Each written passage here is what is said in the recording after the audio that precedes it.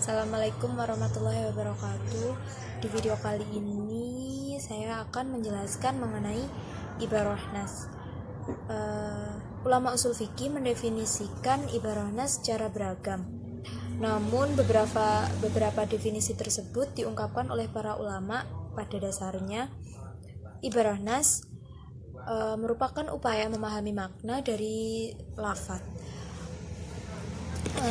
Kemudian menurut Syekh Abdul Wahab Khalaf bahwa ibarat nas adalah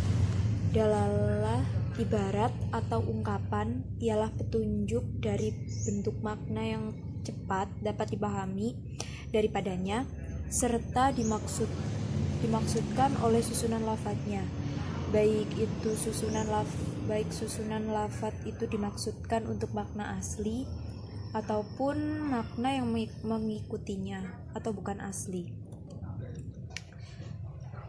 Kemudian yang dimaksud ibarah nas itu sendiri adalah petunjuk lafal yang didasarkan pada susunan kalimatnya sendiri secara langsung dan ia dapat diketahui dengan mudah, jelas yang tercakup di dalamnya. Kemudian dari pengertian di atas dapat dipahami bahwa ibarat nas ialah petunjuk lafal kepada suatu pengertian atas suatu ketentuan hukum yang diungkapkan oleh lafal nas itu sendiri.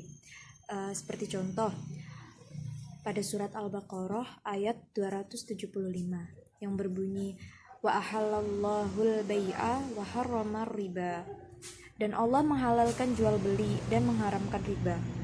Menurut Wahbah Zuhaili bahwa ayat ini arti asalnya adalah menjelaskan antara jual beli dan riba itu dua hal yang sangat berbeda atau tidak sama.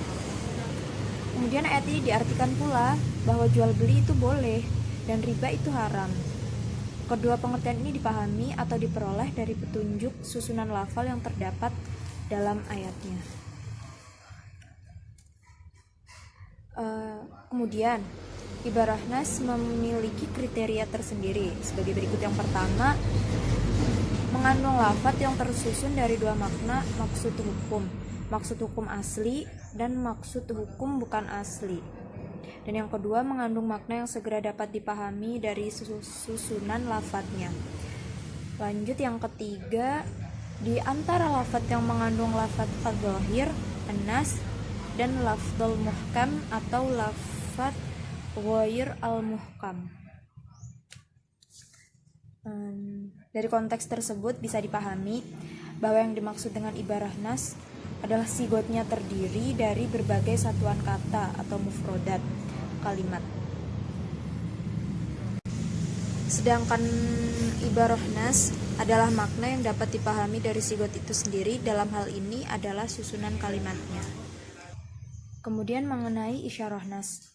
Yang dimaksud isyarah nas ialah isyarah dan nas ialah penunjukan lafal atas suatu hukum yang tidak disebutkan oleh lafal nas tetapi merupakan kelaziman bagi arti yang diungkapkan untuk itu. Dari pengertian ini dapat dipahami bahwa isyarah nas itu sesungguhnya petunjuk lafal atas sesuatu yang dimaksudkan untuk arti menurut asalnya. Tegasnya, isyarah nas itu ialah dilalah lafal yang didasarkan atas arti yang tersirat, bukan atas dasar arti yang tersurat. Seperti contoh pada surat Al-Baqarah ayat 233. Bismillahirrahmanirrahim. Wa 'alal mauludi lahu rizquhunna bil ma'ruf. Dan kewajiban ayah atau suami memberi nafkah dan pakaian dengan layak kepada istri. Secara ibarah nas, pengertian yang dapat ditangkap dari ayat ini ialah bahwa suami wajib mengayomi istri dan anaknya berupa pemberian nafkah, pakaian, dan tempat tinggal layak, dan kepatutan atau ma'ruf.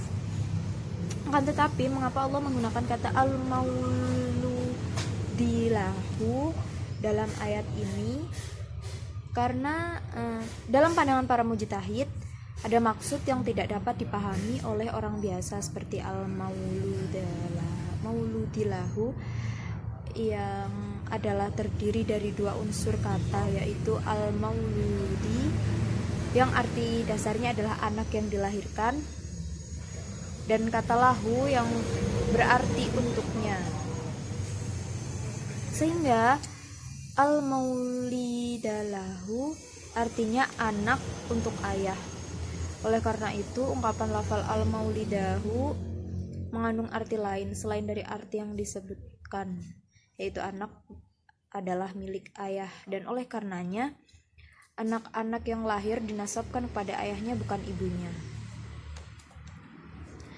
Dengan demikian, isyarah nas pun memiliki beberapa ciri, ya sebagai berikut. Yang nomor 1, mengandung makna atau hukum yang tidak dimaksudkan baik oleh makna asli atau maupun tabai dalam susunan lafadznya. Kemudian yang kedua, dalam memahaminya kadang-kadang diperlukan pemikiran sedalam-dalamnya atau pemikiran yang sesederhana mungkin. Kemudian yang ketiga, kebenaran dan kesahihan makna hukum dari isyarah nas ini tidak dapat diketahui dalam tuntunan syarat. Sekian video saya kali ini.